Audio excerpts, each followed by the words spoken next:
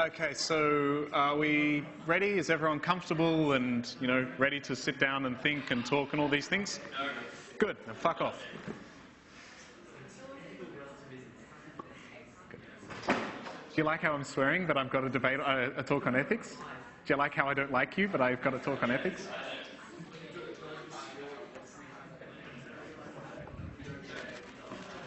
Okay, is everyone comfortable? If you want to take a pen out, go for it. If you don't, that's fine too. Thinking and things is useful. Okay, so I was thinking about what the subtitle should be. I wasn't sure. It's terrible. It's terrible. It was like, my initial thought was... Isn't that the wrong practice? Probably. My thought initially was ethics. It doesn't matter, because ethics is about what matters, you see. Okay, it was funny. So I'm starting this talk with a problem.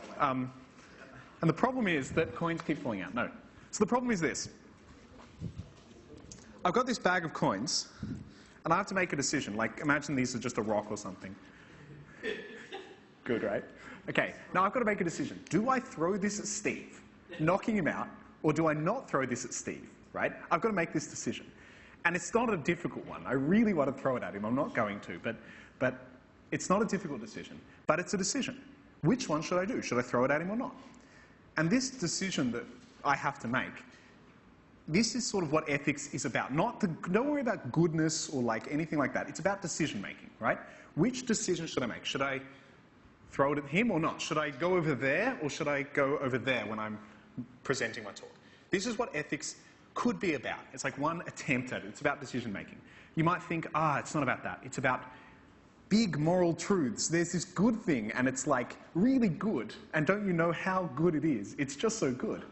And maybe it's about that, right? Maybe you think it's about that. If you can find these truths, let me know. I'll write them down. You'll be famous. Or I'll be famous. Who knows? So maybe that's what ethics is about. Okay. Maybe it's just stopping me from doing scientific experiments that I really want to do. I don't know. But ethics on some level is about these decisions that we have to make. Whether or not it's about these big truths, that's unsure. But it's definitely on some level about making decisions. Before I go further, I need to say that people use the word should, and like ethics being about decisions is a study of the word should in some sense. There are two different definitions that you can imagine. There are lots, but one of them is like should, as in like you should see the Lego movie. It's not a moral thing. It's just like it's a good movie or something and you should see it. I haven't seen it, but that's not the point. The other thing is that I could be saying should as in some really big sense, like you really should hurt Steve. That would be a moral should, right? Not just because you derive pleasure, but maybe it is because you derive pleasure. Moral should as opposed to some non-moral should. Be aware that there's a distinction. And when you do debates where you say that this house would do this, just decide, that we should do this, that this person should do that. Decide whether or not you're doing a moral should. It almost always should be a moral should. Pick that one. Don't be a dick. Okay, so I'm going to start by trying to if you've done any philosophy, any ethics, I'm really sorry. You're going to have to see the trolley problem again. Hopefully I can put it in a new light. The trolley problem goes something like that. So I got this trolley, this, tram, and you're the guy up there with the switch. Now, if you do nothing, the trolley's going to go past and it's going to kill these 5 people. It's going to be awful and gruesome and they're all going to die.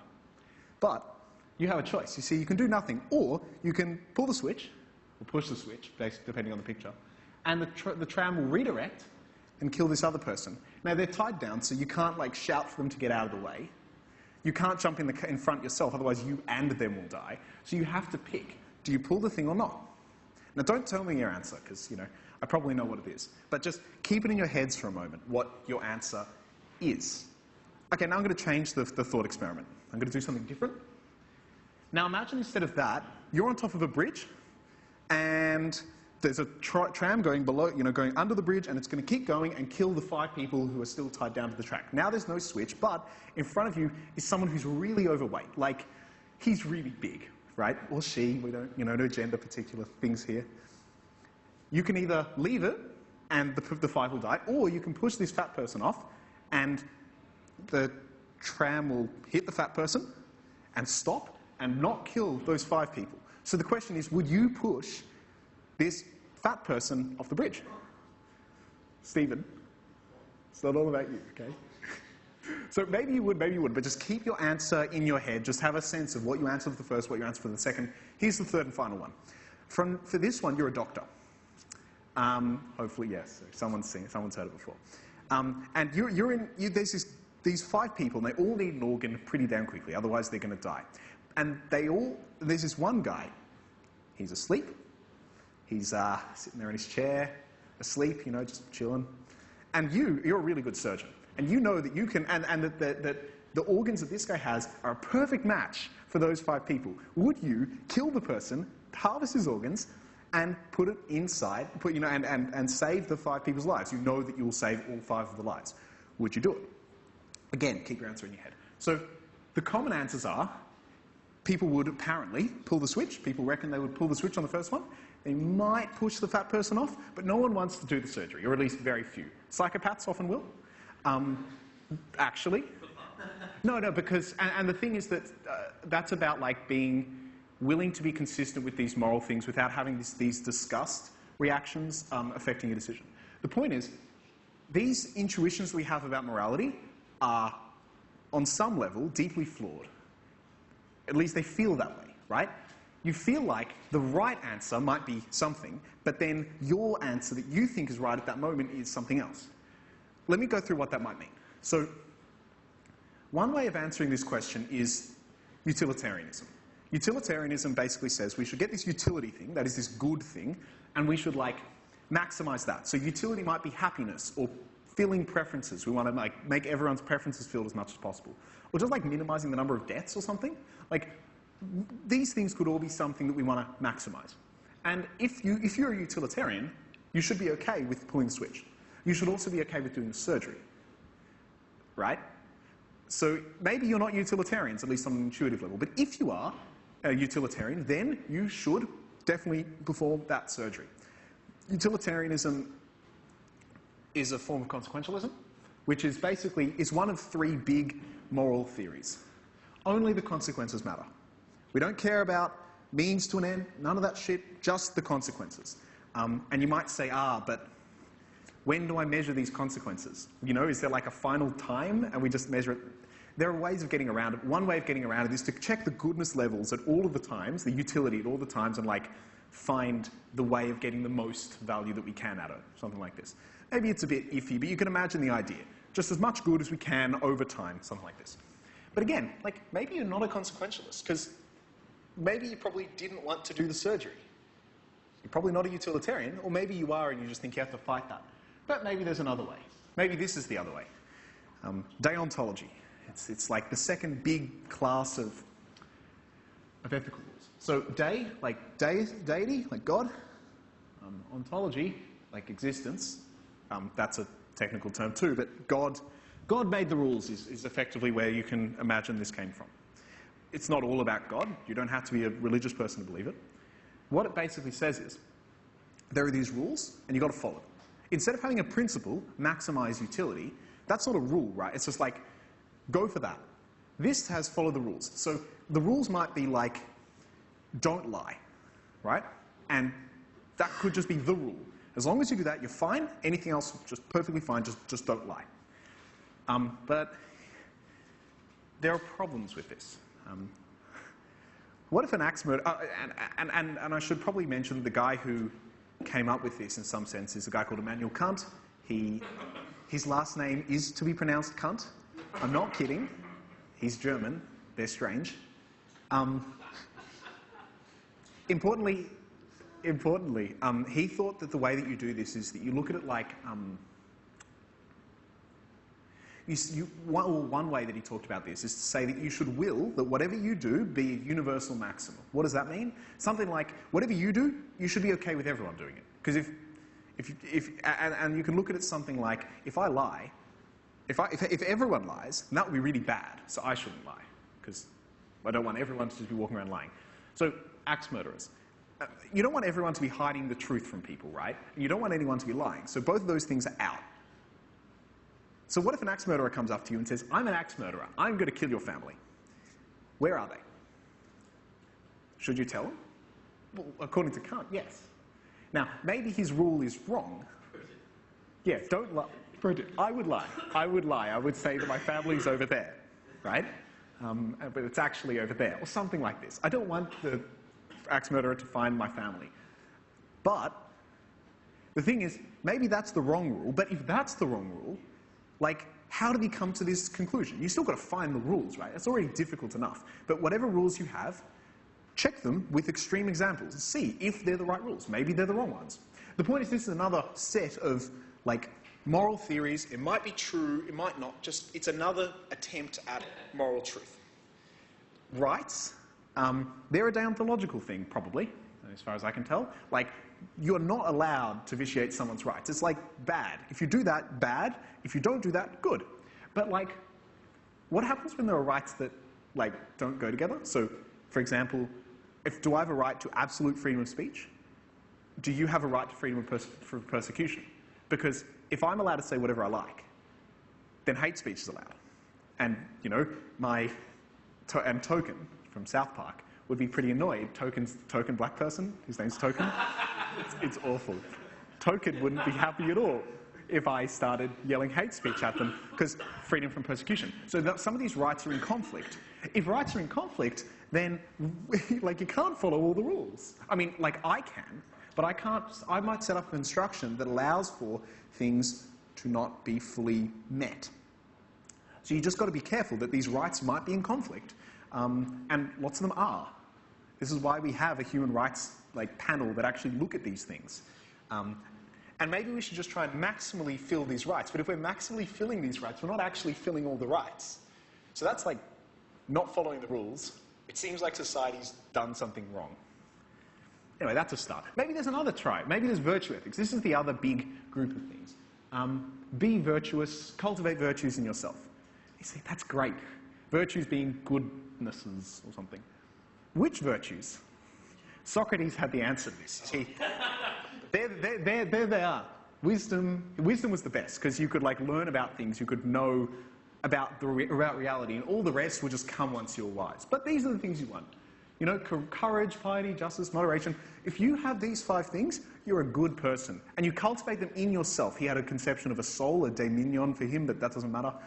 A soul, and you want to cultivate the virtues in your soul. Maybe that is what it means to be good. But with the first 4 being from Aristotle and those 3 being from Paul, Socrates was wrong. Actually, these are the virtues. Look how good they are. You see? These are the 7 virtues in Christianity, or at least classically. Look, we should have these 7. Can't you see? I found the virtues. They're there. But I reckon they're wrong. I found the virtues. These are the 4 virtues, the cardinal virtues. If you have these 4, you're a good person. If you don't have these 4, you are wrong. But so maybe we've got to ask the question, who picks the virtues? Obviously me. But actually, who picks the virtues? How do we decide? I mean, one answer that you can give is that, and the classical answer is, well, we look for a virtuous person, see? And they'll have the virtues. So we've got the virtues. But how do you find the virtuous person? Well, they're the person with the virtues. So you look for the virtues, you find the virtue, you can see how it's circular. So it's problematic, and unless you have a particularly good way of finding a virtuous person, you know, if you do, tell me. You know, we can co-author a paper. But for now, it's sort of problematic. I'll just mention here, without knowing nearly enough about it to give you some talk on it, but, you know, I'm learning. Christian ethics, it's a virtue construct, right? As in, what is good under Christian ethics. You might think, it's a deontological thing, because in the Old Testament it said, do this, don't do this. Fine, but modern Christian ethics is seen as a virtue thing. The idea is, God is virtuous, we should glorify God, that's the ultimate good, and how do we do that? Well, by being virtuous. We should be, and the reason for that is because we want to be the image of God. We want to glorify God by acting in His image, and God is virtuous, so we must be virtuous. This is the basic sort of sense of that, at least within modern Christianity. I mention this because we're going to need to have, you're going to need to learn about it at some point, because as soon as you do an actor debate from the perspective of, say, the Catholic Church, you don't know about this, it's just going to be a really shit debate. Yes, I was going to. It's okay. Okay, an actor debate. Thank you, Rowan. So an actor debate is from a particular perspective. So instead of saying that we should, which basically is the government should have it should be the case that the government does this, or this policy should be enacted.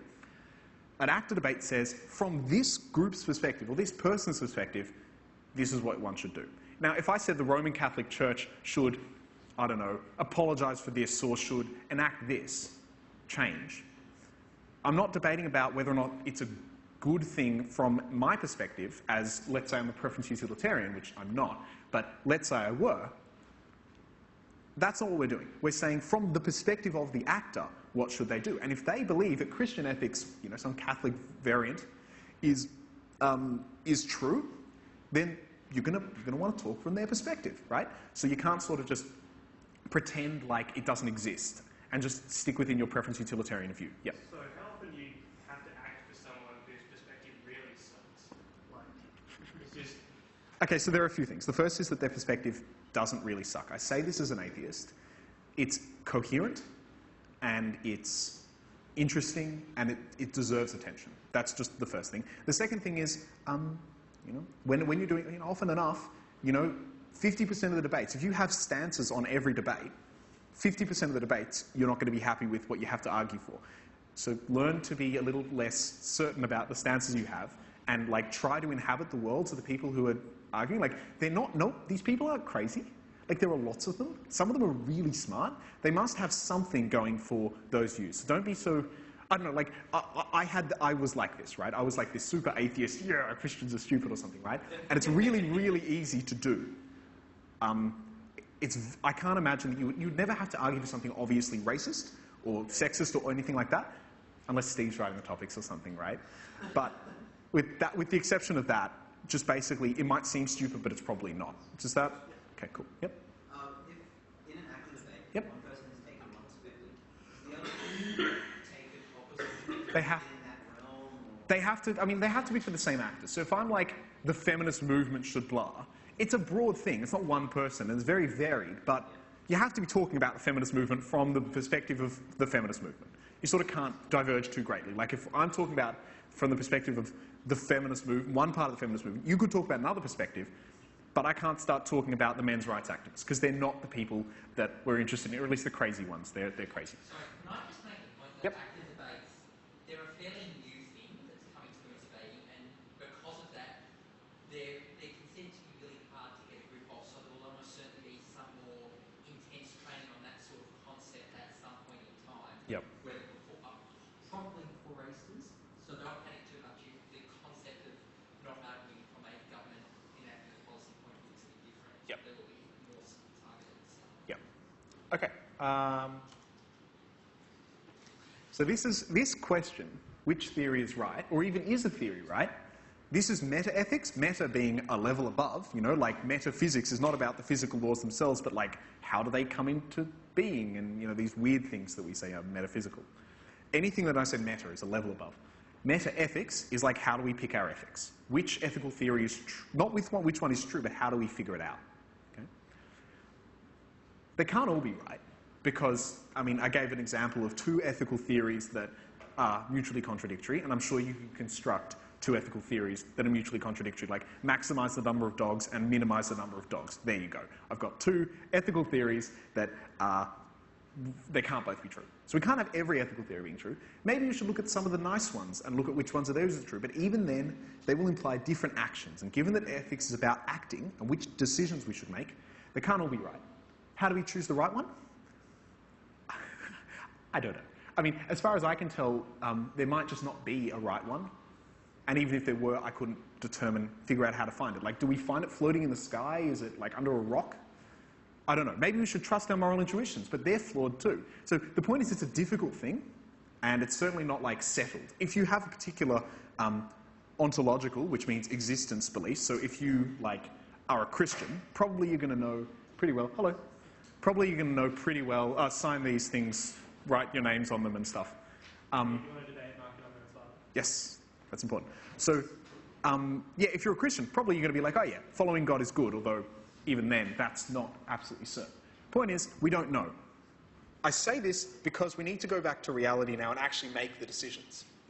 I like philosophy, though, so I tend to stick there. But let's do some actual debating things. Here is how to choose the correct ethical theory in a debate. Right, to start, whichever one is the most persuasive from the side you need to argue. It's a boring answer, but it is the true answer with respect to what you're going to be doing. If you're arguing for things that aren't the most persuasive, or at least relative to your team, or quite persuasive or something like this, then you're doing yourself a disservice. So argue for the things that are the most persuasive is, I guess, the point here. If we can't find the thing is here, we can't figure out truth, right?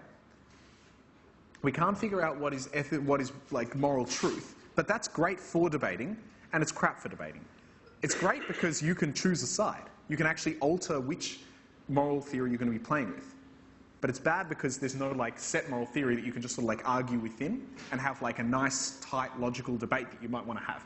It's got to be from, sometimes it's going to have to be from multiple sorts of perspectives. But I'm going to get into that with an example. But before we do that, just quickly, how do we interact with other people? I had a slide, my first answer to this was generally just be nice, smile, you know, small talk is a good start. But that didn't stay, so I didn't do that. I'm not good at that sort of thing. Okay, how do we interact with other people? You've got three choices. The third is difficult. The first is to say, I know what ethical truth is. It's preference utilitarianism. And preference utilitarianism implies their thing is shit and my thing is just the best thing to do. So obviously do that. If you can argue that, great. You're going to have to do this. If you don't do this, you're going to look pretty crap, right? If you say, preference utilitarianism is true, but it's not the case that preference utilitarianism says that this is the right thing to do. So you're going to have to do the first one.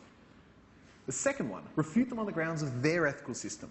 Usually useful. If I start saying preference utilitarianism and you say rights theory, when I stand up again, I'm going to want to say, but even within rights theory, they're wrong. Right? It might be difficult to do, but you're going to have to give it a go. Just because it weakens their case to be able to do that.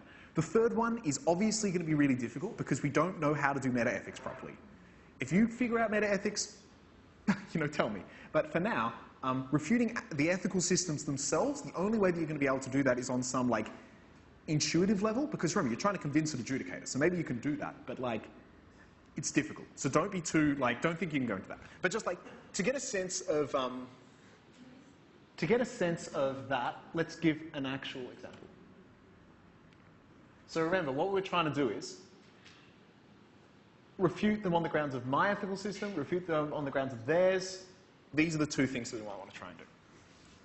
So let's say there's a debate, and Stephen, the crazy utilitarian, stands up and says, utilitarianism says that we should be torturing terrorists, right? Because utilitarianism is true, obviously. And, well, let's say there's some terrorist. He's going to blow up there's going to be a bomb that's going to blow up in a few hours, and it's going to kill 10,000 people. That's 10,000 people. But I can torture this person and get the information out of them. We're really good at torturing. Let's give him that for now. I should torture this terrorist to get the information out of him. I don't care about these other things. If I can get the information out, I can save 10,000 lives. That's worth it, surely. So maybe we should torture terrorists. And then, that's the affirmative line here, and maybe, and they won't say it so obviously. They won't say utilitarianism implies, but we'll say we can save all these lives. And you'll pick up on that and say, but that's not how we should go about this. Because there are these rights things. So this is the response. It's like they said utilitarianism on the affirmative. The negative might say rights. We have rights. We have a right not to have our bodily integrity harmed in this sort of awful way, but that's why we don't torture people. And rights is true, so obviously we can't do that. They've got to have accountability and fair judicial process, so we can't torture them. Now that would be fine, except look at what's happened. If your adjudicator happens to be utilitarian and finds it really difficult to listen to rights-based arguments, you lose. But maybe they're trying to do it and they're really trying to listen. Even then, how do you compare? Like, do you just sort of say, well, on one, yep, the affirmative wins utilitarianism-wise, the negative wins rights-based-wise. What do? You've got to pick one.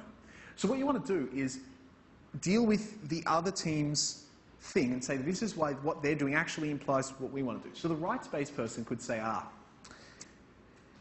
rights could be seen if you wanted. I mean, they're not, they're rights, but like you could try and see them as a utilitarian thing. As soon as we stop giving people rights, like allowing them these rights, we lower utility. And so that might look something like, It makes people feel safer. It means that people are willing to go outside because they know if the cops can't just like take them away and say, they've committed this crime and just lock them up, because we have fair judicial process. I know I'm not going to be tortured, or at least I'm pretty certain I'm not going to be tortured. So probably rights are a good thing, not just because inherently good, but because utility. We better maximize utility when we have rights. And you could do it much better than that. I'm not trying to give like a super strong argument for it. I'm just trying to say that the rights guy might want to say, actually, utilitarianism implies that we should be doing these rights things. Or maybe the utility guy says, but these people have rights too, right? Like, they're going to be killed. Surely we should protect those. The point is, don't get too stuck within your ethical view that you have. Use it, argue from it, but also engage with them. Because if you don't, you have two separate debates and then it just becomes awful. Did you have your hand up or something? Okay, cool. Is there any sort of important questions about that or something like this? Nope. Good. Okay, I've got a big list of things. I've solved bioethics. You see, there you go. I should have like a QED there, you know. Not enough maths nerds. I do maths and physics. It's great. Bioethics. Okay.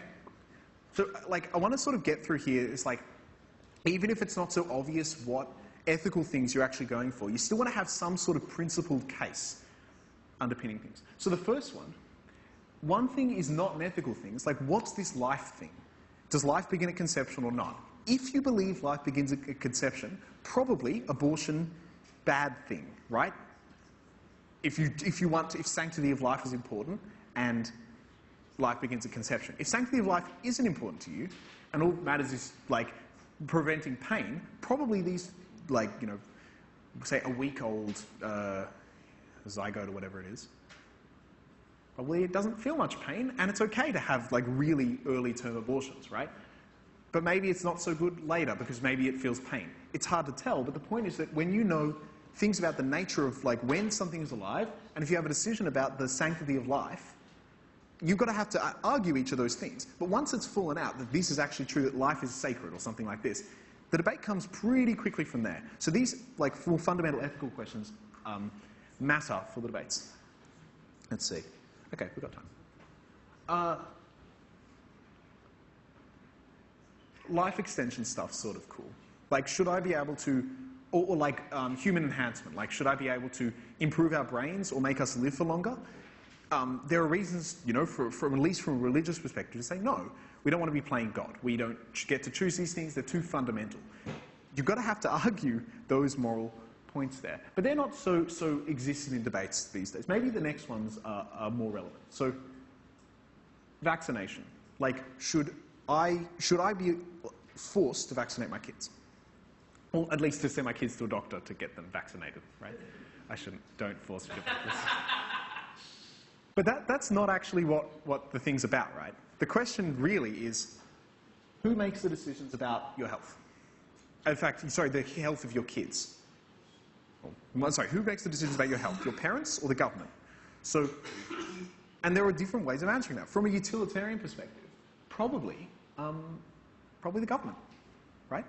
Probably the government is going to make better decisions about a very young child's health.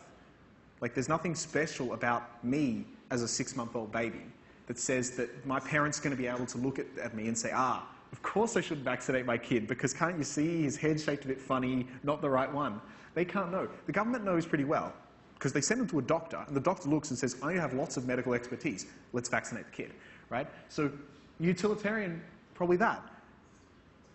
Also, there are things about like how if I don't vaccinate myself and you don't vaccinate yourself or our kids, then herd immunity gets lost. Herd immunity is basically the number of people that you need to have like safety against these sorts of viruses is like there's a certain amount, a certain percentage of the society.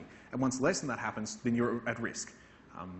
So we want herd immunity, and the number of people vaccinating themselves is dropping, and that's bad. So the point is there are things outside of my own decisions. So again, maybe utilitarian might think that. A rights-based person might say, no. My kid has this right to this. And rights are like a deeply personal thing. And when my kid's going to be making important decisions, the person who makes those decisions is me, his parent, right? Or her parent. So as the person who's making those decisions, I should be able to make these decisions because I'm the one who protects the rights of my kids against the evil government, right? Because the government's all evil and stuff. Well, maybe they're not evil, but they're just misguided. maybe you say vaccination is too broad because it affects people outside of my own self. If I get the thing, then if my kid gets the thing, maybe your kid will get the thing. But circumcision is this great, like, example where it doesn't affect anyone else really. Maybe a small cultural community, but with the exception of that, like, it doesn't affect, like, society at large. It's the same sort of thing. Do I get to make the decision? Or do, as a parent, I'm not actually a parent, I'm just, you know, or does the government? Yeah, good. Can you imagine how awful that would be? Can you imagine a 5-year-old with a beard? It would be amazing. I can. Okay, so the point is, you've got to make this decision. Is it, do my parents get the decision? Does the government? It might not be so clear-cut rights or something, but you can link it into something like this and use that. Animal ethics. Who do we consider? Do you just, like, consider me because I'm obviously a human, or do I consider chimps? Like, should I be allowed to kick a chimp? Like, to just get, like, a baseball bat and smack it in the head? I mean, the answer is probably no, and at the very least, the chimp is going to come after me, because chimps are, like, they're badass. They will hurt you, right? But even outside of that, I probably shouldn't be allowed to hurt a baby chimp, right? Probably shouldn't be allowed to hurt a dog. Probably shouldn't be allowed to hurt a dog or a mouse. Like, probably not. But who? Like, when does this stop? Does a cockroach matter? When and why? And in particular, when there's a debate about vegetarianism, whether or not, like, it should be legal at all to eat animals, right? Probably there are things, like, if you believe that animals should have certain rights extended to them, so maybe you don't extend the right to vote to chickens, but you do extend the right to, like, not be killed or something like that to chickens, then you've got a debate on your hands, right? Because you can say, you know, this is preference, so this sort of utilitarianism implies this, but in particular, utility goes to these people and here's why. And then Steve, because he's a bit of a dick, will say, no, but animals, they don't actually deserve it because they don't have a sort of developed sense of who they are, or they can't feel pain as much, whatever it is. The point is, this question of who gets rights or utility considerations, it's a question, and you've got to actually think about the important sub-bits that go into deciding that. That make sense? Yeah? Okay, cool. Political philosophy. I was telling a friend about, I just said the word political philosophy earlier in sort of a small room. There were maybe 10 people there, and one of them turns around and goes, I hate that.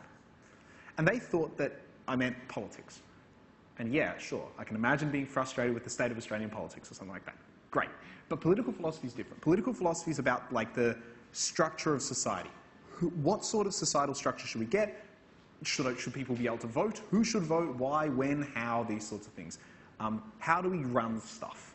And it's a difficult question because it's so freaking complicated. Like, you know how many people there are in Australia? It's like at least 5 people. It's like lots of people. I don't know that many people, right? Maybe 6. So this big complicated question we've got to try and answer. And the reason we have to try and answer it is because if I'm trying to tell you we should elect our judges, which you'll have to do if you haven't done it yet, at some point you're going to have that debate. It's going to be just a riot. You're going to love it. You're going to have to say, well, actually, we should vote for these people because this is the nature of how we should run our society. This is what it is. Read about it. I mean, there are people who've written about this, who've thought about this, you know, John Stuart Mill and Rawls, and I won't go into it very much because I haven't thought about it very much because I do maths. But the point is that you're going to need to think about these things. There's a thing you should look up, Arrow's theorem. What it's going to end up saying is that there's no perfect voting system. It's cool. You should just look it up. It's not that relevant, but it's just really cool. Point is, you're going to have to figure this stuff out. It's a maths thing. They proved that you can't have a perfect voting system. I just think it's great. Okay, what about kids? So here's the question. Should kids be allowed to be research subjects? Does anyone think they should? Anyone okay with kids being research subjects? Yeah? Your kids, yeah? Define kids? 5-year-olds. Right. Yeah, define should and kids and they. What is be, right? Baby, don't hurt me. Okay, so the thing is that research subjects the point is the answer depends, right? I mean, you know, should we be able to do things like just have kids sit in a room and play around, we watch them and see how they act? Well, if it doesn't hurt them, probably it's okay. But no, if it doesn't hurt them. Like, this means we care about hurtingness, and actually it's a utilitarian sort of thing. We're trying to reduce the amount of hurting. Maybe that's not how it should be. Maybe we should try and decide it based on other grounds. But when we're making that decision, we need to think about it differently, right? So one thing that's sort of important with these things, and one thing that's like really throughout lots of debates, is consent. And the reason that it's so difficult, like if I said, should adults be allowed to be research subjects, you think, oh, of course. Why? Because they can consent. They can make a decision, or maybe that's not your justification, but probably it will be your justification. Consent. But no, not just consent. Like if I say, hey, do you want to be blogged? And you say, yeah, sure. You say yes, but you don't know what being blogged is, right? If you don't have a genuine understanding of it, even if blag is a word that you know, right? Even if blag is a word that you know, if you don't really know that word, if you don't really understand what the implications are and what might happen to you, what the long-term effects are, probably you can't genuinely consent to that.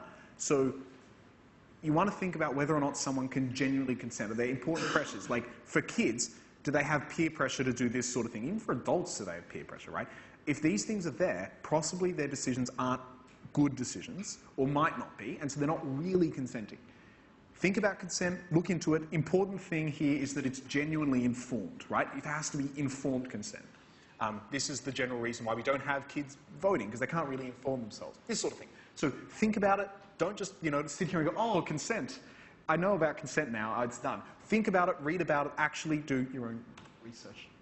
I guess that's that thing that I was talking about before, and I won't talk about it much more because I was forced to tell you what active debates were and all that. But now you know. Again, for the few people who've just come in, an active debate is a debate that you have from someone, particular actor's perspective that isn't the government. That's about all I've got.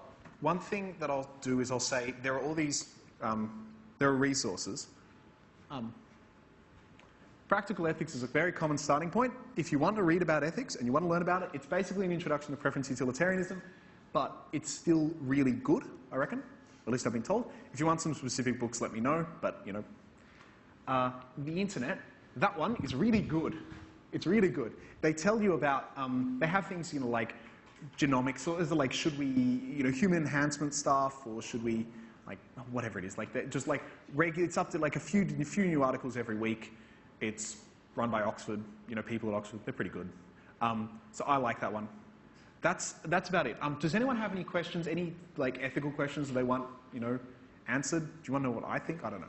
Yep. Yeah, so Dave, you're a moral nihilist, right? Yeah, I should define what that is. Moral nihilist, just quickly, is someone who believes that there's no moral truth. I sort of hinted at that before, but yeah, I don't believe that there's big truth in the sky. I just sort of do things because I care, basically. Yeah, so do you get an opportunity to argue that debate, or do you find it's better to stick with utilitarianism? Like going to useless and moral? Useless? Yeah, I mean, it does mean that you sort of adrift. As opposed to all the other people who think about ethics and then say, I'm a utilitarian, and actually follow utilitarianism on some level, right? Do you find it more persuasive? Right, so within debates. I've never actually had the time where I've thought about it and then I've gone no. Because think about the amount of work you have to do to actually just get to that point. What generally happens is obviously we should maximize utility, right? Move forward. And then you can actually have this debate. And if the adjudicator thinks that's probably a reasonable thing, and then you don't have to actually do any more work. You have 8 minutes. Sadly, you don't have a big, long essay to write or something. Maybe that's a good thing. I don't know. So I sadly haven't had the chance to do that. Maybe at some point you get some more fundamental debates sometimes, I guess, where it's a little bit more philosophical, but they're sadly quite rare. They'd be really interesting. But, yeah, pretty rare. Yeah, UNSWIV. So that's a tournament. It's where the motions, the debates that you do, they're all open motions. An open motion being... They're not generally. They're just fun. A few of them. Come on, like Batman, right?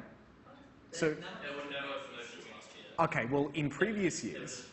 Right, so fun motions or strange motions or these sorts of things. An open motion is a motion where it's so one of them was that we should let Gotham burn. They don't necessarily mean the question about whether or not we should... It literally says Fine. The Machiavelli is the way to go was one from back in the day. So the question is not whether or not Machiavelli is the way to go. It's like, let's get that and interpret it in some way. And then the poor old opening opposition speaker has to stand up and has like the 7 or 8 minutes that they've been listening to this guy who's just reinterpreted the topic in some particular way, that we should talk to terrorists, and then stand up and do a talk on it, a debate, a speech on it. So open motions are a bit scary, but the point is that, yeah, sometimes you get some more cool topics, and UNSWIV is a great tournament for that. Yeah. Anything else? Yep. To be acting kind of debates occurring really creatively. Why not? Sure. Remember they're new, so when I say new, I mean, basically, imagine you are, maybe you are, but imagine you're a Christian. Every debate that you do, basically, assumes not Christianity. There's this like inbuilt bias within debating against it. And it's pretty crap because, these people have genuine moral views and they're strong and they care and they want to talk about it. But they're not allowed to argue it because you have this like assumed average reasonable person apparently isn't Christian. And so they can't put these things forward because I'm trying to convince an average reasonable person. So I can't argue Christianity, but maybe there are debates that we can make it so that you don't have to argue for it, you can argue within it. And that's certainly an interesting debate. So, or you can just say, is there a God or something? But that's a really difficult debate to have in 8 minutes, and most of the time people do a crap job of it anyway. So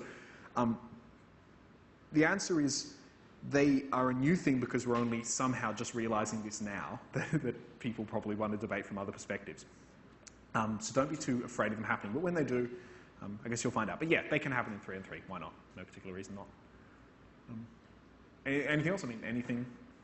You're not shocked that I'm a moral nihilist? No? Wrong to be like a moral nihilist, but you're pretty much a utilitarian because, like, if I had to choose something. So I'm not convinced.